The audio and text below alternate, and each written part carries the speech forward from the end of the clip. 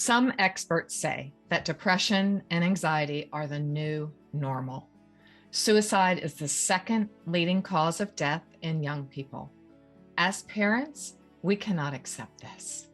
Many young people feel helpless and hopeless. Our kids must be equipped with more than resilience and positivity. They need hope. Parent and family educator Lori Wildenberg, and my friend, encourages us to take the practical ways offered in her new book, Messy Hope, to foster necessary hope growth in your children's hearts. Oh, Heartlifters, this is far more than a self-help book or a prescriptive book. This is your lifeline to help your child or children or students or neighbors or any teens that you are ministering to or working with at church. Help them overcome depression, despair, as we have heard from Dr. Chinwe Williams, anxiety, and suicidal ideation to experience a hope-filled life. Heartlifters. Oh, I was going to say hope lifters. I love that. So we are inviting not only a heart lifter, but a hope lifter today in my friend Lori Wildenberg, my fellow ASA sister, Advanced Writers and Speakers Association, and just a dear, dear human being with a heart so big for parents and families. And you know, that is what we are all about here in this community. So I'm so excited. It's been a long time coming to be talking to Lori today, but I think it must be right on Kairos time. You know, that time that is God's time. Because as of yesterday, we heard the chilling news of Chesley Christ, Miss USA, who took her life so sadly on the brink of 30. With a bright, bright, bright future in front of her. So today, this conversation might be hard. It might be triggering. I just want to give you that warning right here, right now. So if anything that we talk about is you sense that triggering, activated stimulus happening in your body, and it's not a good thing, I'd like you to pause and just take a break. And if you need to get some help with that, then do that. But I do hope that the information that we give you today is going to provide hope growth for you and everyone in your spheres of influence. So welcome to today's Heart Lift with me, Janell, and my dear, dear friend, Lori Wildenberg. As I've said, Lori is a licensed parent and family educator, a national speaker, and so good at it. Welcome, Lori. Yay. Thanks for having me, Janell. I'm so excited to be with you. And I had a slip when I was introducing you, and I said, and we're hope lifters. And I was like, wait a minute, we're heart lifters. And then I went, no, but we're having the queen of hope lifters on today. We're having Lori on. That's cute. I like that. I know. I love it. Hope lifters and heart lifters are meeting together today. Yeah, and that sounds like building up those muscles, doesn't it? Those hope muscles, hope lifters. I like it. I like it a lot. I do too. I do too. You have been working in ministry and helping forever. You have 6 books, I believe. Yes. And you're co-founder of 1 Corinthians 13 Parenting Ministry. So I'll have all those lovely connection points in our show notes. But for now, I want you and you alone and your brilliance and your words to help us with this very, very difficult subject. And I love that image of hope lifters. I think I'm hanging on to that. But there's a group called Hope Lifters. I do think so. Okay. I think so, but it's such a great image because you know what, we can increase hope in our kids. God can actually use us, the parents, the pastors, the counselors, the educators. He can use us to encourage and to stir hope and to cultivate hope in young people. And I'm sorry. Oh no, you go. I'm just so excited about this topic because Janell, our kids are growing up in a hard world and they need hope, and so many are hopeless. So many. And I shared with you before we started recording of clients that I have, and hearing words like, I don't care about anybody. I don't care about anything. And I'm like, wow, not even me? Still deciding. And I remember sitting there after a very tough session of my own hopelessness. Sure. You know, because I've worked for a long time to have trust and safety with my younger clients. And to have one say that for me was very deflating. Yeah. And I had to check my ego. I had to check my heart immediately. And I prayed immediately for words of hope that I didn't feel at all. And I'm skilled.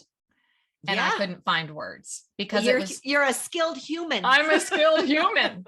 And that hurt. It was like, ouch, you're still deciding whether you are caring about me. Yeah. That just hurt so bad. And I just immediately said, okay, well, if you're still deciding, let me decide something for you. I love you more than anything. I care about you. I want to walk alongside life with you. But this is your time to decide if I am helping or harming. And if I'm not helping, then it's time to find someone new to hold your hand now and walk on with you through the next phase of your life. So I'm giving you something to think about. And she's like, okay. I said, but I'm still your safe word. I'm still your safe call. Yeah, I love you. Good. And then I started reviewing and reading for today, and I read your words. Heartlifters, you better lean in here, because this thought from Lori makes me want to weep. No. It's so powerful. She writes, hope is a weaponized bear hug. Oh my God. A mixture of strength and tenderness activated following hurt.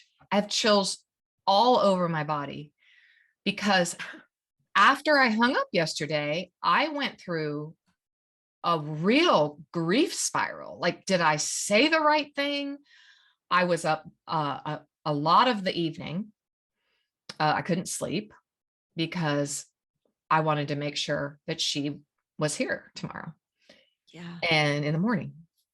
And I read these words and I thought, you validated what I want to help all that are listening understand, that when you ask for the words, God will give you the words. And he has spoken that over and over to his prophets and to his people. Open your mouth, I'll give you the words. And when you just said a weaponized bear hug, where on earth did that come from, Lori? Come on. God, I know. I know. I'm not that good. Oh, but you are. Where do you remember where you were sitting when the thought downloaded, or what? Just at my little computer, typing away. Yeah. But it must have come from a heart. You know, I had seen, I think I had seen a picture of a bear holding a heart. And I think that's the thing that kind of God used to trigger it. Imagery. Yeah. He baptized your imagination, as C.S. Lewis would say. Oh, I love that quote. I know. It's pretty powerful. And gave you this word, that mixture of strength and tenderness. So that was what validated it, kind of let me off my grief cycle. And it was like, okay. Because I felt very strongly to be firm and have authority. Yes, because her life is out of control, and she needed to see that. Okay. That was actually a very safe thing for you to do for her. Okay. So I really, like I said, didn't even know, and I feel very, and I really want our heart lifters and our hope lifters now to really hear that. So Lori, I know you didn't come by that phrase without agony. without your own despair and your own journey. If you wouldn't mind just giving us just a little bit of your story of why you wrote Messy Hope. Yeah. Of the books I've written, this was the most scary one to write. I'm sure. And see, now you've got me crying. But yeah, this was a tough one to write because of our story in our family. One of my kiddos wrestled with depression, and then it kind of morphed into anxiety, which all these things kind of go hand in hand. Yeah, they do. But she had wrestled with depression, I would say, and also an eating disorder in her middle school years. And that's very common. Yeah, it's very tough. Yeah, for young, tweens and teens, especially, puberty age, can bring on some of these, harder feelings. Anyway, so she had wrestled with that and wrestled, and we, of course, sought help. But I have to say, I just wanted her to get better. Yes. Right? Like, okay, we're doing this, and we can talk about this later, but I've made a lot of mistakes. So no, go ahead and talk about it now, if you would. Oh, okay. I mean, well, so like one of the mistakes that I made, rather than sitting with her in her concern about her body and what she was putting into it. Now, okay, she wasn't fat. This was just in her head. Sure. She was in puberty. So, girls in puberty are a little thicker typically. Yeah. She didn't like that. And rather than me sitting down and unpacking those feelings with her and then guiding her and encouraging her to come up with a plan for healthy eating and exercise, instead, what I said was, I just kind of wanted to fix it right now. Just do what your sister does. Oh my gosh, someone hit me in the head. I said, do what your sister does. Just eat healthy and exercise, and it's fine. You're going to be fine. Yeah. And I how would you know? I dismissed her concern. I totally dismissed her concern. I don't want other people to make that mistake. Yeah. I made her go underground with her worries because I didn't want to hear them, or she perceived I didn't want to hear them. And, and then I put her in a position of feeling like she was in competition with her sister. What a horrible thing to do. Yeah. So I even put a barrier between the sisters. What in the world was I thinking? I don't know. And I've got, here you have, you've done all this study, you've taught all these classes, and work with parents. I full on know better. I know. What? So was it a busyness thing? Was it an overwhelmed time when you had 4 kids? Well, you're just going through the day, right? Yes. And that's what I mean. Got this. Yep. I took care of that. Now I'm on to the next thing. Go here. Go here. We got to get here. We got it here. We got to get this done. Yeah. And I didn't want her to feel like that. So I didn't, I think on some level it made me really uncomfortable. And I didn't want her to feel like that. And I wanted it to be fixed like now. Yeah. I wonder, at that point in your faith walk, we've come to know a true condition or practice that we do called spiritual bypassing. Oh, that's exactly what I did. Okay. Yes, totally. Okay. Bypassing her emotions. Yes. Oh, yeah. Not acknowledging, recognizing, even honoring.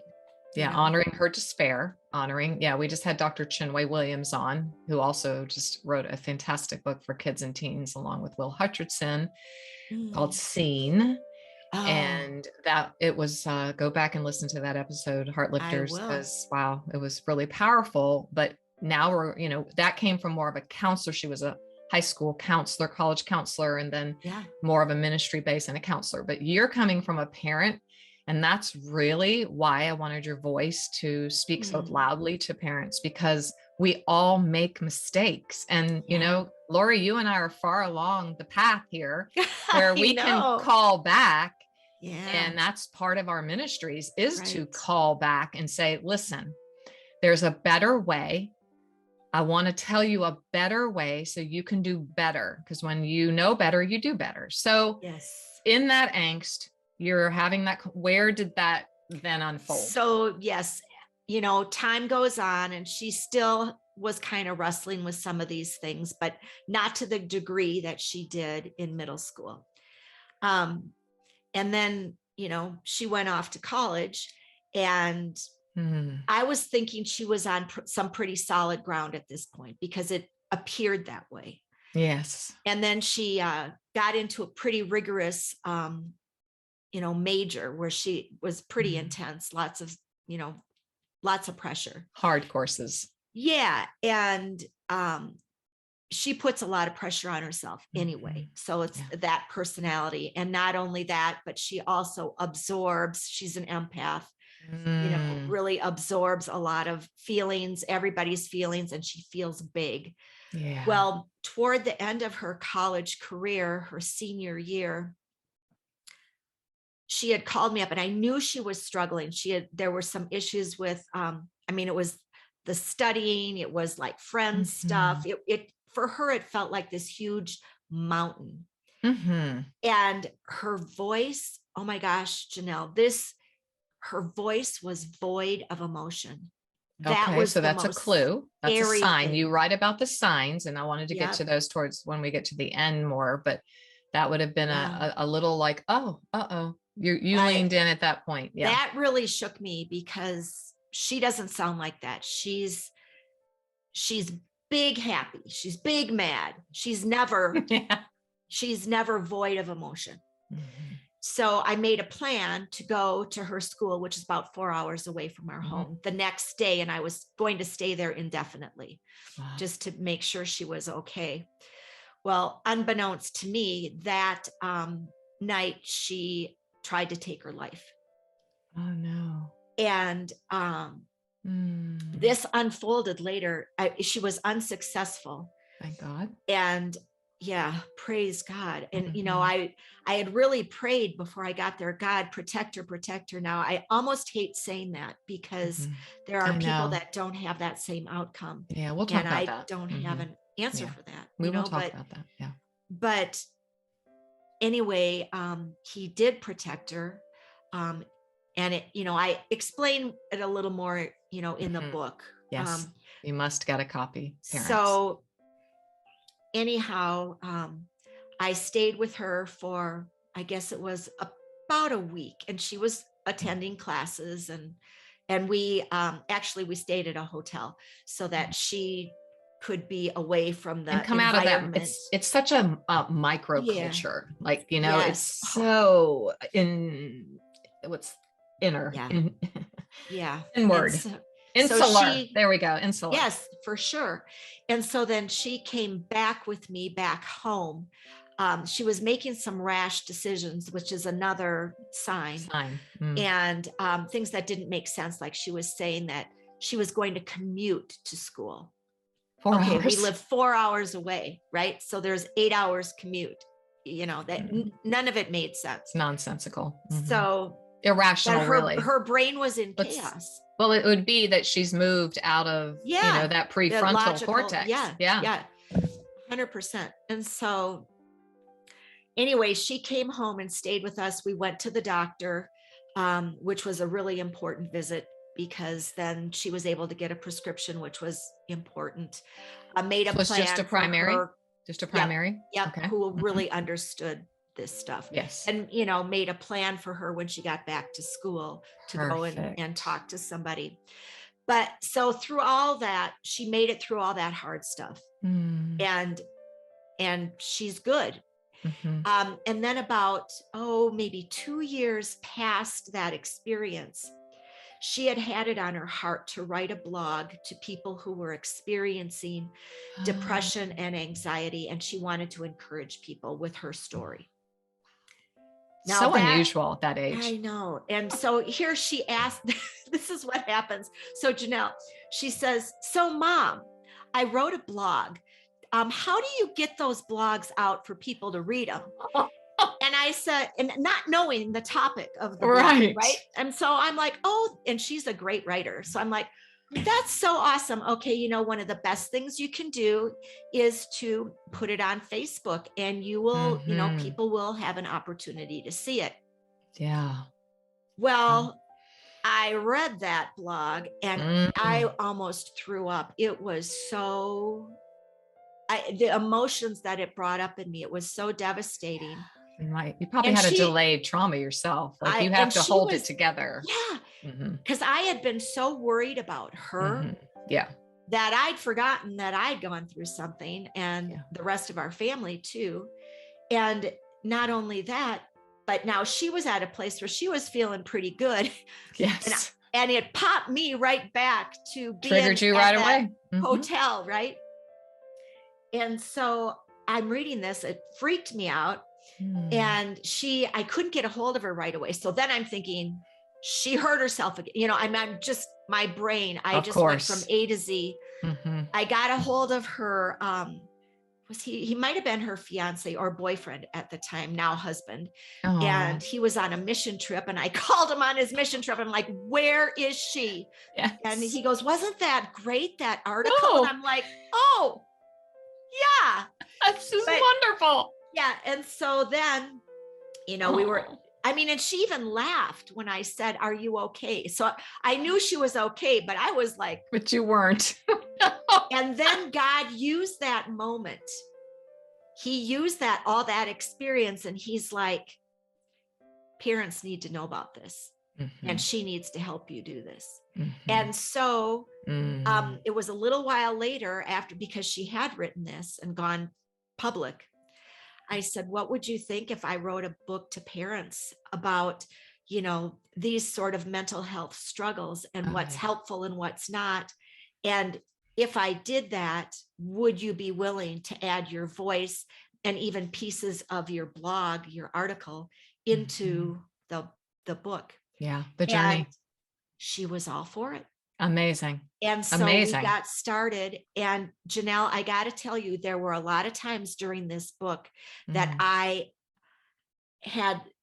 it was causing me anxiety. Okay. Of course. Yes. Because I was thinking this was going to propel her backwards, not forwards. Right. That this is going to bring her back to that dark place.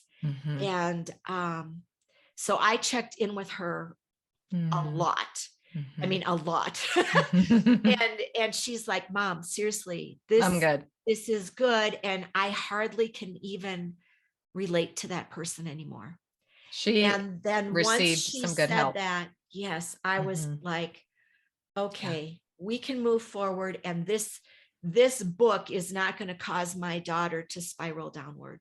No, not if she what we like to say in the Heartlift method and in the Heartlifting community here is that she obviously consolidated those memories. She had good trauma informed care. I'm guessing God showed up for her as well. Spiritual is, you know, there's the spiritual element is more important than anything. But we're trying to integrate faith and mental health here so that we can encourage men and women to not spiritually bypass these things. Right. Yeah, and it's the whole person. And we are part of our personhood is spiritual. We are spiritual beings. We are. So we are. Yeah. And for you to not bypass your own mental health because you you didn't almost, I mean, I don't want to throw away. I do want to throw away PTSD actually. We don't want to, just get rid of that around loosely without the gravity of what that means. But I know I've experienced that as well of carrying children through traumas. And then years later, I myself face it, because we are girded to be high functioning as moms. We're girded to be the strong one who offers the weaponized bear hug. I was just going to say that. Yes. That's a mama bear. A mama bear. But you know what, mama bear needs a mama bear. Right? And my daughter calls me that. She calls me mama bear. Oh, that's so precious. So what did you, this is not on our agenda, but what did you do to help your mental health there? Did you just I think process? The healing came through working through the book. Yes. And God really blessed that. And then now I'm able to see how he's using it. And that's also healing. And very encouraging, how he takes, as he says, he will, the help that he's given us for us to turn around and give that compassion to somebody else. Yes. And that help to somebody else. And that has made a huge difference. And, the story can always bring me to tears because that sensitivity, that was really a hard thing. But I know that God is using it at the same time. And maybe those tears now are more healing. And they are. I'm so grateful you wrote this book, and that the premise, that the thrust, that the primary spotlight is on hope. Yeah. Because we live in a hopeless world, and this is so hard. Our kids are growing up. Most of them, the ones that we would be talking about were born around the time of 9/11 or experienced it as a child. Welcome to the world. So, 9/11. So we've got that. So we've got terrorism. Not only that, but we've got schools now. We live in Colorado. Oh, yeah, that's My son went to Columbine. Now, he wasn't there during the Columbine he was much younger than that. But, it still leaves an atmosphere. This is Columbine. Right. And other schools, it's a ripple effect. Other schools not only have maybe even experienced that, but also are prepared for that. So I have young clients in middle and high school, and they said, last week we had a surprise police visit with the dogs and all the stuff. Yeah. I'm like, holy cow. I know. What does that feel like? Churches aren't safe places either, because there have been, shootings there. And so our kids are growing up in this world that feels pretty unstable and kind of unsafe. And so there's that. And then we have the whole thing of everybody's mad right now. Yes. Right? Yes. I mean, a lot of anger, a lot of rage, right? Media, and everyone's got an opinion, and everyone thinks their opinion is right. Nobody's changing anybody's opinion, but they're all going to spout their opinion. We don't seek unity, we seek disunity, and it's horrible. Yeah, you're preaching, and it's a message that needs to be preached. You mentioned two things, Lori, that I want to bring in here. You say, because we talk a whole lot in this community about spiritual resilience, and you say resilience is just not enough. And that is really important. I want to know why you said that. I picture resiliency sort of like a piece of elastic. I've got these old running shorts, and why they aren't in the garbage yet is a little bit of a mystery, but that elastic, and as a person, his body changes, the elastic goes along with it. And so now these things are huge. There's no elastic to it. And resiliency, we can keep training our kids for resiliency in the sense of, experiencing failure and picking themselves back up, experiencing disappointment and picking themselves back up. We can do that, and that can work, but it's only one little cog in the wheel, because if you only focus on that resiliency, it's going to come to a point where it's not going to bounce back. It's not going to bounce. Too much. It's too stretched. So you need, like what you do at your, Heartlifters, you have a holistic approach. Right. You have to approach the physical, you have to approach the mental, the emotional, and relational, the spiritual. Yes. All that together. And that's the strength of true hope. Right. True hope encompasses all of that. And I love this verse. I love this verse. I'm going to read this verse from John 16:33. I have told you these things so that in me you may have peace. Now, we all want that. We all want peace, right? So I would encourage people to read the entire chapter of John 16, but I'm just going to read this verse. Oh, yes. In this world, here we go. In this world, and I'm going to say in this hard world, in this world, global pandemic world now, right? You will have trouble. Yeah, we all know that now, right? In this world, you will have trouble, but take heart. Here's your word. Take heart. I have overcome the world. That's hope. That's complete hope. Oh, wow. Read it again. Hope is realistic, right? Okay, good. That's what I was going to say, because you say reality is more important than positivity. Oh my gosh, you are what brilliant. The heck? What the heck? I know. Now, haven't we always thought just be positive? Oh yeah. And things, glasses half full, not half empty. Yeah. Reality. Talk to us, Lori. The thing that helps people. Positivity can actually be toxic. It can do that emotional bypassing. It does. Spiritual bypassing. Pick yourself up. Come on. God can do this. Yes. All things. Yeah, totally. We're going to dismiss this thing. Reality lets you know that, this struggle, and here's the word that people are always saying, the struggle is real. Well, okay. Yes, it is. It is. That is a thing. It is. And the struggle is real. We have to get realistic with that. That's really important for us to do that, to be realistic and to be there in the hard stuff and address the realism. Yeah. Rather than say, just, pull yourself up by your bootstraps. Yes. That's not helpful. And some people, you don't even have the energy to do that. Oh, right. But to acknowledge the real thing that's going on. Now that's powerful. Yeah. Is that what you figure out what's fact and what's fact and what's feeling, to separate those things? That's realistic. And in a brain that's in trauma, just, this, you can't separate fact and feeling. It's all mushed together. So if we could, as parents, not in the moment of trauma, but as a regular parenting technique, talk about the facts versus the feeling. The fact is, my husband didn't answer the phone. The feeling might be, I feel like he's ignoring me, right? Yep. The fact is, he just didn't answer the phone. The feeling could be wrong, because the reality could very well be that he's in a meeting. That's correct. And so we have to help our kids walk through these little steps to disseminate that stuff.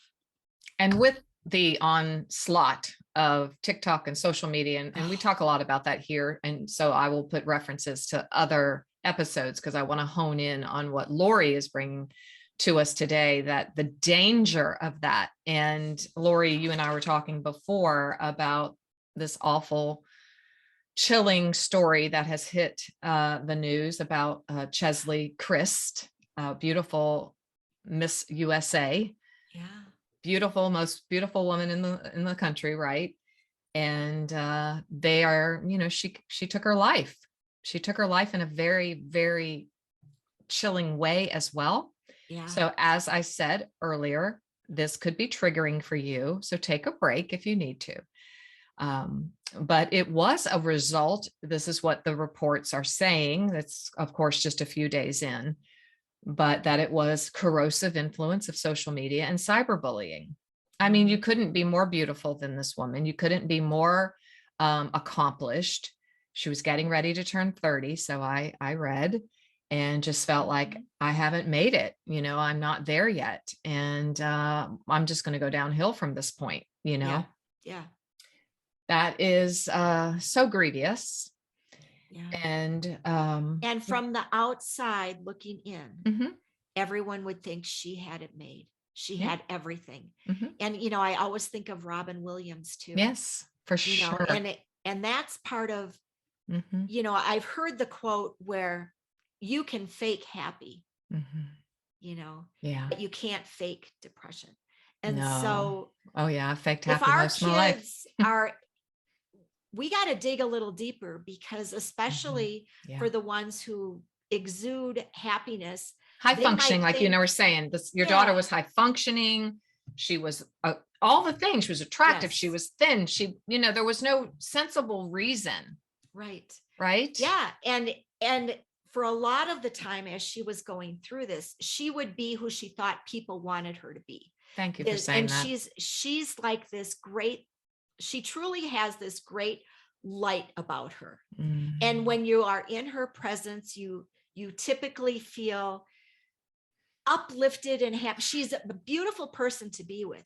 Beautiful. But yet here she was in the midst of this deep, dark struggle, thinking she had to be that person for everybody else, because that everyone else, she thought that's who everybody liked. Yes. Right? Oh, I do know. Yes. And oh my gosh, we and need at that to find formidable our safe age people, right? Yeah, we have to find our safe people. There are some that maybe that is why they like you, right? I mean, there are those people, right? But we need to find our safe, loyal confidants that we can be who we are. And that's difficult in this, especially with teens. I would say middlers, holy cow, what the heck? Finding authenticity in a world of TikTok and in a world that's truly inauthentic, more in our face inauthentic every day, right? We paste beautiful, I do it, I'm guilty, beautiful pictures on Instagram. I don't put my crap on Instagram. Well, no, and what, really, why would you? I know. I don't even know why I put my good life. I don't even know. Like, why do I spend all this time doing this? It is a very, very in my face question at the beginning of this new year. Why do I do that? And is that really helping or hurting? And so I always want to be someone who brings help and not harm in life. So how then, from your own experience, which I'm so grateful for your vulnerability today and for your willingness and for your daughter to offer us hope growth. I love that you say hope growth. I'm going to build that into my practice and in my life. How can I feed my hope growth? So that's one question. But the first primary question is, I want you to leave parents with some form of hope and a tool. So is it, as you've already expressed to us, and I can read from the book, but I'll probably add that in later because I have you here up close and personal. How can a parent lean in? You leaned into her voice. So that meant you were paying attention. That meant you were aware. Is that what you learned from that initial time when you just wanted to fix it? You wanted her to get better. Yeah. Life was busy. Yeah. You, like you say, you really need to lean in and listen. I do believe connection is it's everything. Really the biggest thing. It is. If we can connect with our kids and our kids can feel safe with us, they need to feel safe. Yeah. If they can feel safe with us, that is a huge thing, because they will be able to tell us the hard stuff. What does that look like? What does that look like? Help me. Like, if you could call back to yourself, which is what we're doing, call back to your younger self at that stage as a mom I know for me, I would put, I did sacrifice. I did put a lot of my own ambition or career or whatever. I did do that, but I still, even as a homeschooling mom, was very, very busy. Well, busy. We can get kind of stuck in the schedule, and the activities of, getting from A to B and, really thinking about the schedule. I think we need to put a check on ourselves. If our schedule becomes more important than sitting with our kiddos and talking, and even, those family dinners are a big deal. And I know that sounds really cliche, but I can tell you they are disappearing. They are. Oh, they are. And if not disappeared. We need to gather back. Yeah. Communal, connect. Yeah. And breakfast, that's really lunch, important. Dinner, something. And I know there are some parents that do these little conversation starters, and I think that's great. That's a great way to kind of find out what's going on. Another way to connect, and it's sort of like a sideways way. And it's what Jesus did. Like when he asked his disciples, who do people Who do people say I am?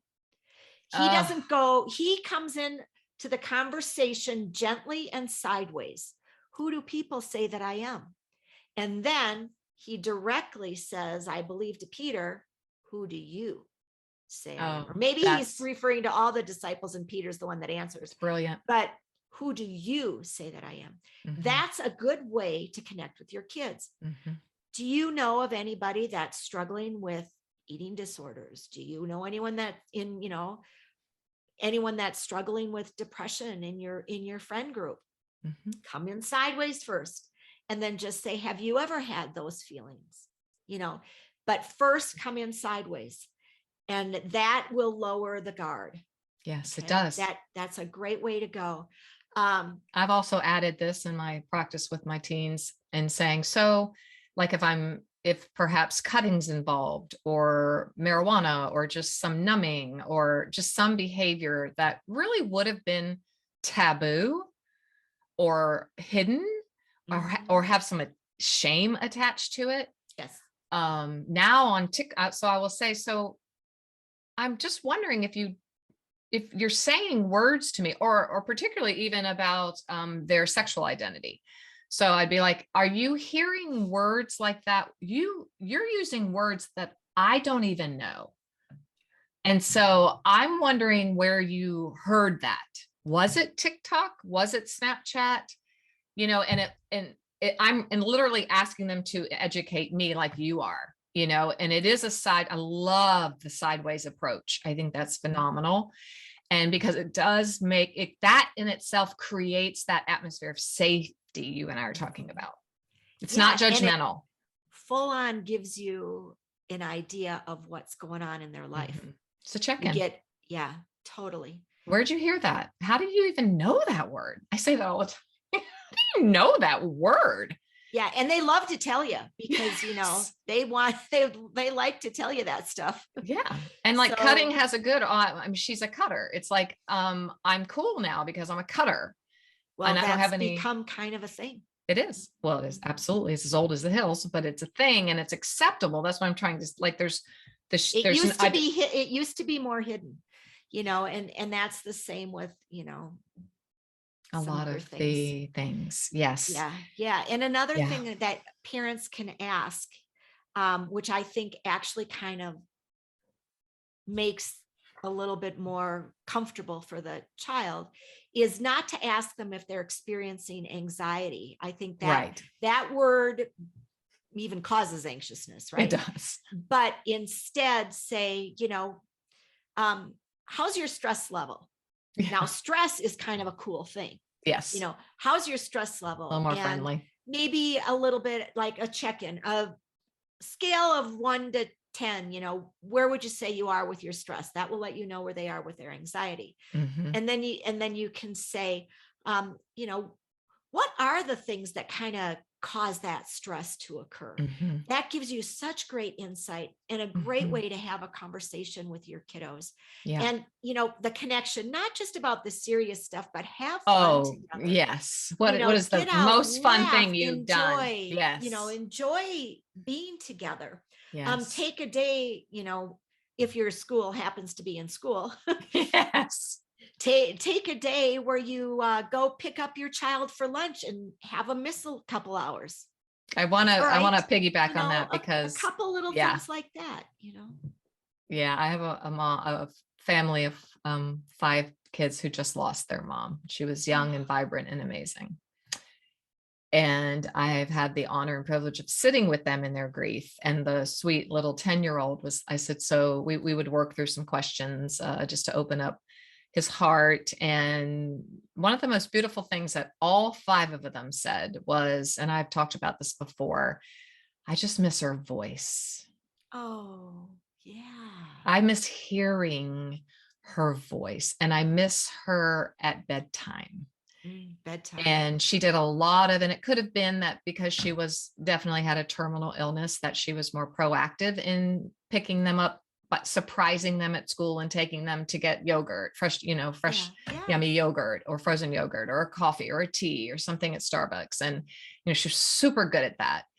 And, the youngest would just say, I don't like when I'm going to bed because that's when I think everything.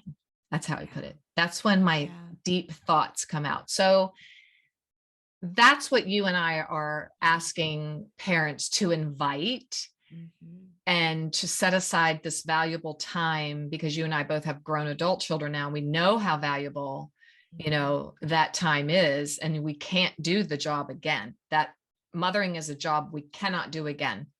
We do have a privilege of reparenting or making, healing, reparation, all of that. Don't get all worried you're going to screw up your kid. You do have opportunities to repair things. Yes, that God can make up time in the absolutely. That is the hope that your book brings to us, for sure. Janell, you brought up bedtime, and that child really articulated what happens at bedtime. You get into bed and you let your guard down. You do. And that is a perfect time for a mom of perhaps a teenage boy, maybe even a teenage girl. Well, for anybody. Yeah. To go in and sit on the side of their bed and maybe give them a little bit of a back rub. Yes. And just talk about the day. Their defenses are down.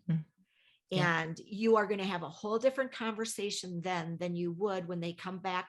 They walk in the door from school or from one of their activities. That's not going to be the same conversation that you're going to get at bedtime. No. And, and they also said, get so tired. You were just like, oh, just go to bed, or I'm going to bed before you, at that age. But if you, at least, once a presence, week, be present, can do that. I think it's powerful. They also said she always picked up always answered our text immediately, which they were just fascinating. Yeah. After effects of why she was so valuable. Good. Oh, she always really tweaked me on that one, because I'm very bad at answering my texts kids right away. Yes. I usually have it on Do Not Disturb. Did you even see it? Not good. Whoops. I was totally called to the carpet when each one of them said that. And then I'm just offering myself grace and self-compassion. But they also just said she never tried to fix anything right away. She just listened. She just listened. So good. Isn't it good? Oh, so good. Okay. So I could keep you all day. You know that. And we might return and visit, but you have an acrostic, and I'm super big on leaving, which is like 4 succinct. Oh, okay. Remember it by heart. I can pull it. Of course. Yes. Okay. So hope.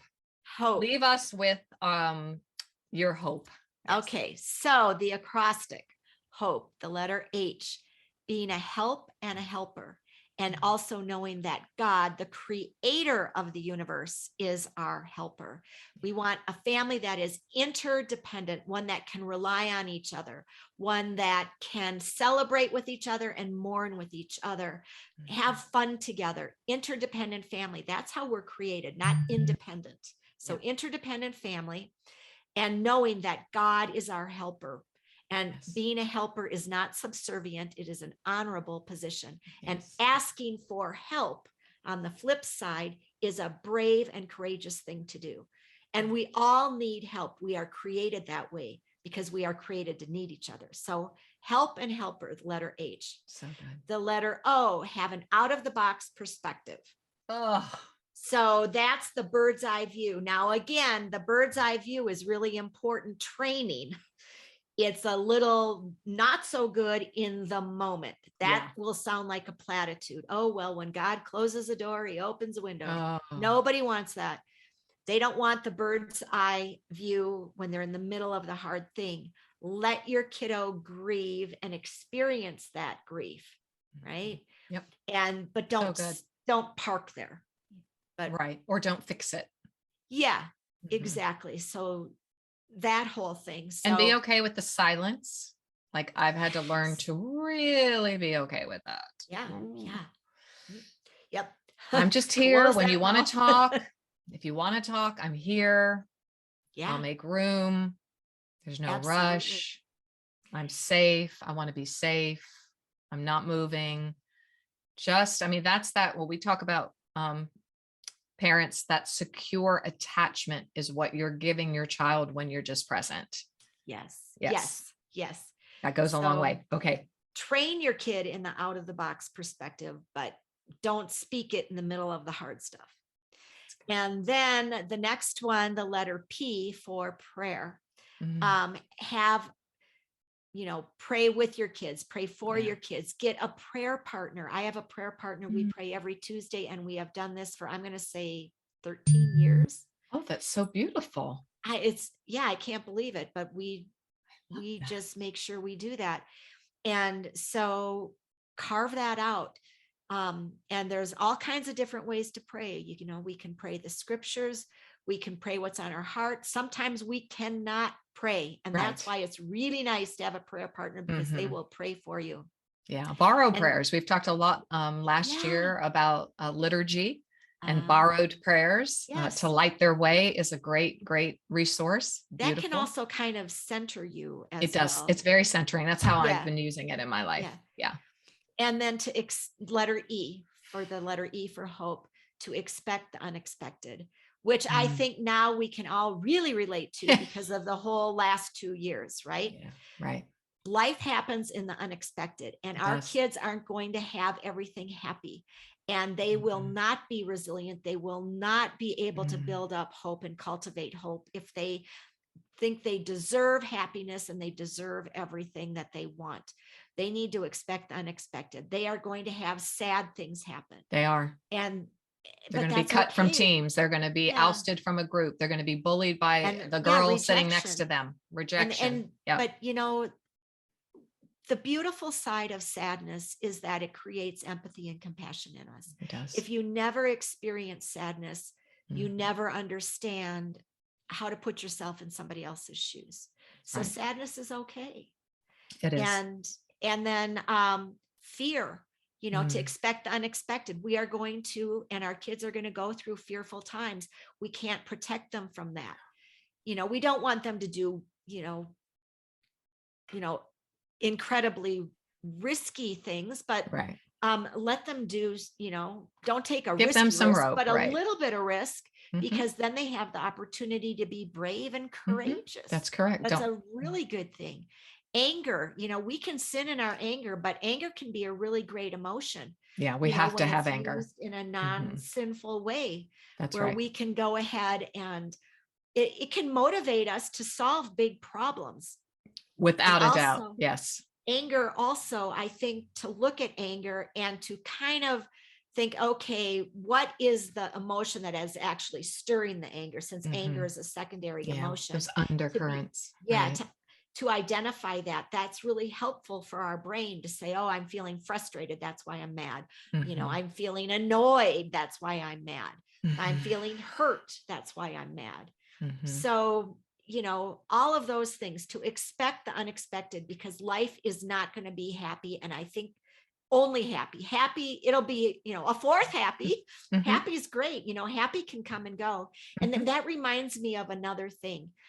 If your kiddo is experiencing grief, and you're worried that they might be falling into depression, one of the signs of depression is, and of course, Janell, you know this better than anybody, is not to be able to experience any joy, happiness. That's correct. And if they can be in their grief and still, like the family you were talking about, still have a fond memory of their mom doing something silly and they can laugh about it, that's good grief. Yes. So we need to be really watching if that grief has morphed into depression. We need to watch if the stress is morphing into anxiety. And you get those. I want to draw people to your book, Messy Hope, page 115. And I did want to not finish without reading. Here are the common signs your child is more than just sad. Lethargy, inability to concentrate, feelings of worthlessness, hopelessness, helplessness, not being able to complete a simple task. Those are the things that I always look for as well. Negativity, pessimism, frequent crying episodes, which may not happen until you're sitting there and allowing them the space to let the armor down that they've worn at school that day. Withdrawal. That withdrawal would sound like, I don't care about anything or anybody. those words I spoke about earlier. I just don't care about anybody. You keep telling me I care, Janell. Those were the other words that were spoken. You keep telling me, but I don't. It's that flat line. I had to sit back and go, okay, all right, you're right. I have tried to make you wear that. And I'm sorry. Let me take that off of you. That's what I said yesterday. And let me take that off of you for a minute. I'm sorry. I tried to speak for you. See, we do that as a parent, as a therapist. We do. Probably because we don't want to deal with our own stuff either. Neglecting personal appearance, anger, guilt, unable to make decisions, loss in interest in activities previously enjoyed. Now, this window was just a 10-day window between my last session with this particular person, little teen, and this one. And I'm like, what happened in the last 7 to 10 days? Total change. Okay. Eating and sleeping too much or too little, and they're all symptoms to watch out for. Depression is more likely to seep in when a person in their late teen years to mid 20s, and that's very common in identifying even bipolar or mental issues. They tend to start coming out during that time. So that's something to be very aware of. Well, Lori, you have helped us today. Remind us today that, as I say, we have to be able to hold joy and sorrow at the same time. That's something that I did not really teach my children. I didn't know it in my own parenting, and that during that era of parenting, I've learned it since. I've learned that we have to hold pleasant with unpleasant. Yeah. And as you said, we have to integrate all of those things and really grow in our emotional intelligence as a parent, put on a growth mindset, and be very near and dear to the heart of God when we are in perplexing situations. So I just thank you from the bottom of my heart. I'm wondering, I'm putting you on the spot so you can have a few moments to think about it, and I can obviously take care of that post editing. But if parents have questions, it's just like, if they have questions for you, Lori, would they be able to contact you via your website or whatever? Oh, of course. Yes. Okay. And I do have a contact page on my website. Perfect. So my website is Lori, Lori, Wildenberg, WILDENBERG.com. And yes, I would be very happy to. Okay. Because I suspect there may be someone listening who is in your shoes back then. Yeah. And you are offering them hard times. You're offering us messy hope. And I love the title Messy Hope, because it is nothing but messy.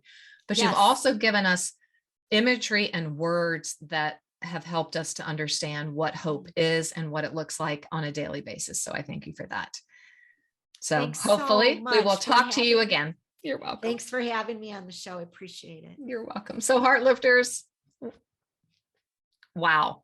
I think this is an episode that's evergreen, and that you are probably going to want to get out a notebook and rewind and take some notes, and always visit us over on YouTube, where you can actually see Lori and I, and be sure to offer any questions or thoughts to either Lori or myself.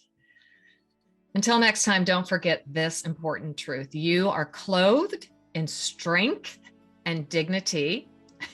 You can offer weaponized bear hugs. Yeah. And look at your future and smile at your future, because we have nothing to fear. See you next time.